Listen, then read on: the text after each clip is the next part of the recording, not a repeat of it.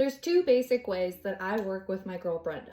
Way number one is I actually pull all of the ingredients into the mixing bowl. Got myself a spatula and I basically pre-mix it. 20 big stirs, maybe a spatulette or two.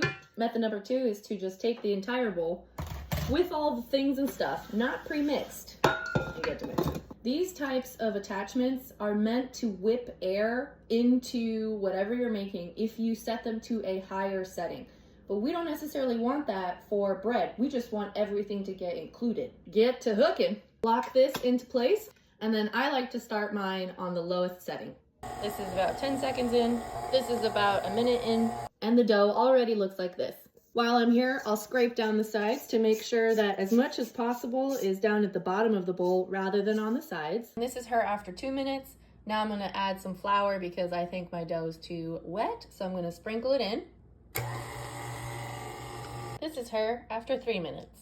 Right around here, this line is how far up the dough touches when it's being kneaded by the hook. Periodically, it's always good to go in, scrape that down. If you don't want to scrape down the bowl when it's out of the lock position, my recommendation is to prop this up because then it's a lot easier to get your spatula in there. The other thing is it's really embarrassing when you get your spatula enmeshed with the mixer itself.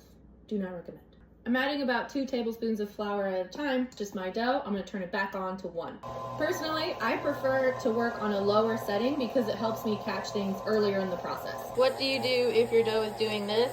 I say turn it off. Get in there with your spatula, help the dough back into the bottom of the bowl. Right around 6 or 7 minutes, I can tell that the dough is a lot stiffer, and I can also hear old Brenda working harder. You can also see I have not locked this. This is what happens if you don't lock it. I'm gonna take her out, rolling her around, basically not even really kneading her for a couple seconds, because these puppies are always gonna be a better measure of how ready your dough is versus everything else that this can tell you. She's really only saving you the effort of mixing in the first place. She's not necessarily mixing it better. If I were hand kneading, I would have added more flour before kneading because I can't handle it when the dough just sticks to every part of me. Even though this was kneading for 7 minutes, it's probably the equivalent of me kneading by hand for maybe 5.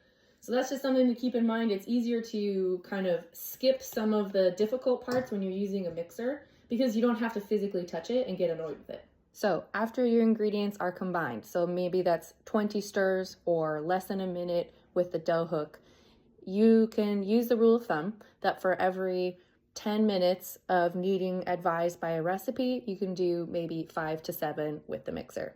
Hope that helps. Happy baking and cooking.